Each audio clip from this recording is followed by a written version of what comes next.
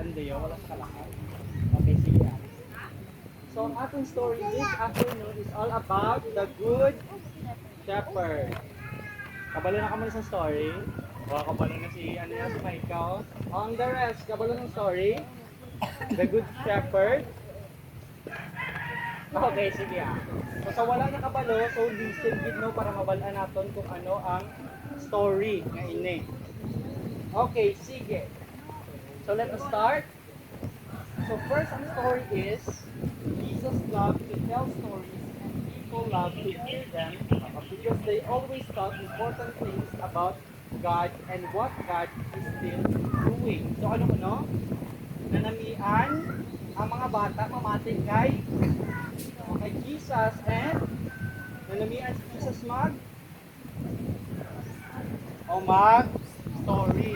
So nga aman, because dako ang impakya sa aton mga kabuhi.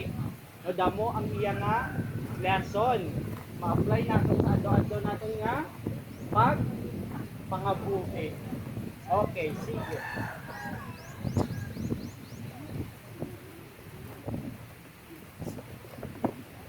So Jesus then told a story about the Good Shepherd. So amuni siya.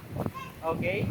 So Jesus said, listen, so mamatugid ko no, and try to imagine that you were a shepherd taking care of the sheep. So imagine, kabalo ka mo mag-imagine?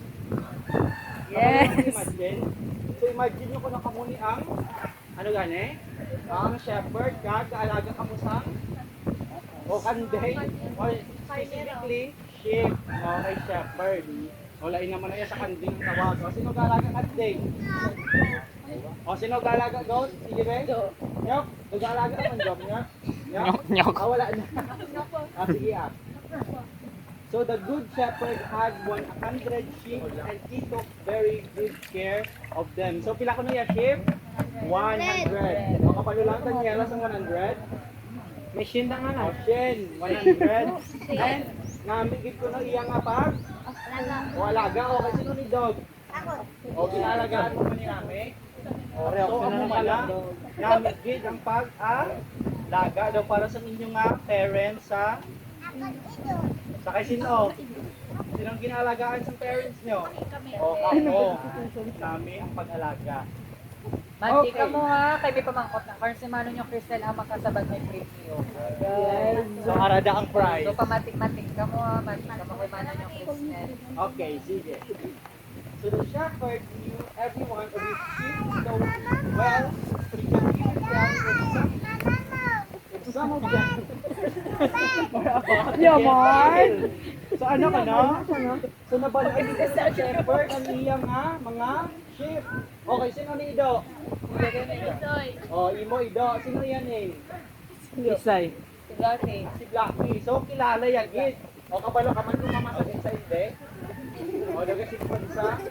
O so sayman sa mga sheep. Kabalo gid kuno ang shepherd kung mamasakit iya mga sheep. O every evening when they returned from grazing the field, the shepherd would carefully count all the sheep before he locked them behind the fence. So ano ko no? O sino ang kapaharap sa kanding? Wala na din kanding? Di ito. Sige. So before ko na magpaharap sa sheep, ginaano din sa shepherd, ginasip. O pila ka mo din isa mga bilog. Harap ikaw. Okay, so isipon gid. Okay, 2, 4, 6, 8, 10, 12, 14. So 14 ka mo din kabilog. So bago ka mo ipasulod sa fence ko, no? Ano ganing fence? Kurungan. Okay? So ginaisip gid kamo, dapat kumpleto gid kamo.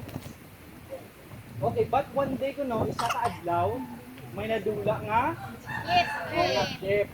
Sino ni ayan? Sino ninyo? Dula. Walang isip sa ko no, kabalo lang mag-isip. Sige ka mo mag-isip. 89, 90, 91, 92, 93, 94, 95, 96, 97, 98, 99. Anong sunod? 100. Nadula ang? Isa. Ang isa ka sheep, ika? 100. 100. Okay, sige. So anong gihimo sang shepherd? So nagano sa? He immediately, the shepherd knew that he had to leave the 99 sheep inside the fence and go out to find the missing sheep. So bayaan niya ang ano ko, no? Din ang 99. Ari de sa so bayaan niya gid kag pangitaon ang isang sheep. Ilabi na yung isang sheep. Yumard, ito na yung isa kasi. Okay, ari de ang So ano ang isang sheep? Oh, ang balya, there you are. Ara ka dali sa balya. And shouted the shepherd when he finally saw the little sheep and rushed over to it. So nag-ano isa ko, no? Nag-rush. Naglagan. Naglagan. Ara ka dali. Ara ka dali. Okay, sige. So he took it, placed on his shoulders, and carried it back home. So ano yan ko, no? Ginbutang sa iya nga. Sa iya nga, abaga, and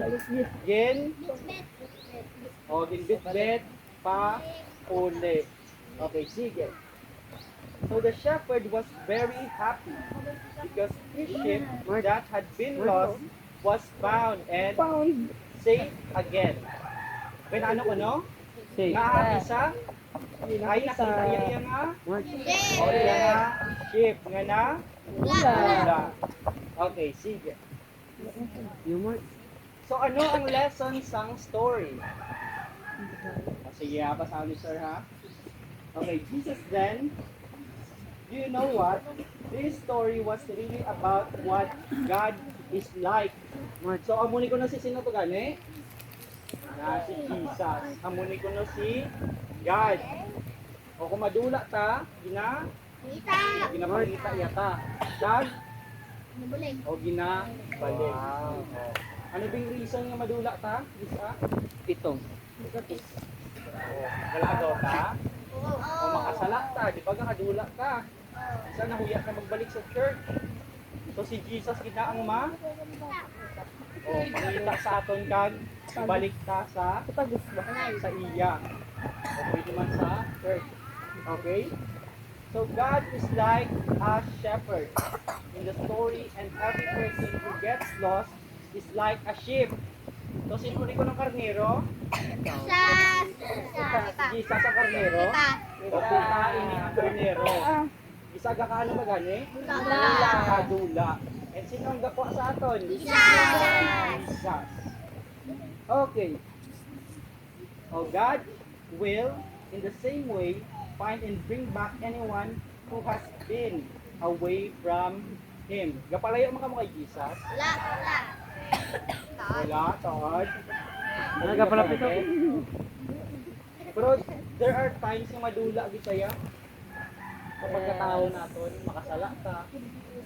Pero always know, na kung may ara kita Holy Spirit, balik kita sang sino galing mabalik sa aton? O si Jesus. Good.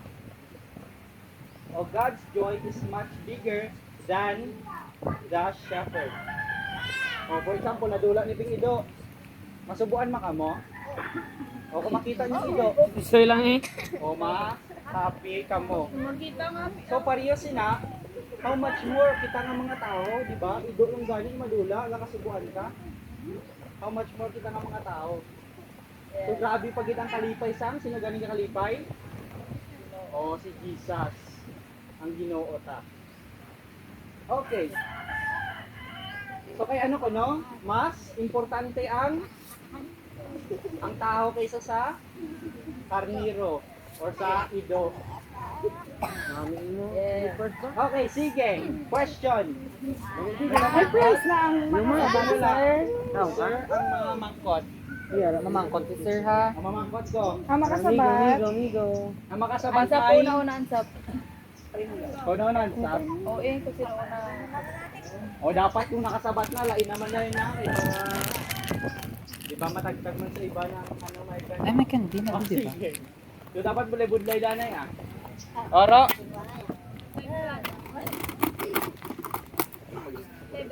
Sakit man sa tuban. So sino ang nag-represent according sa story isang shepherd? Ansap dan, ay sige. Ansap danay. Sige, trial pa lang tayo. Ano naman ansap danay? Ngayong hapon. O pauna-unahan sa pa? Napunta. Okay, pauna-unahan sa apilang tawon ni Manang Inde. O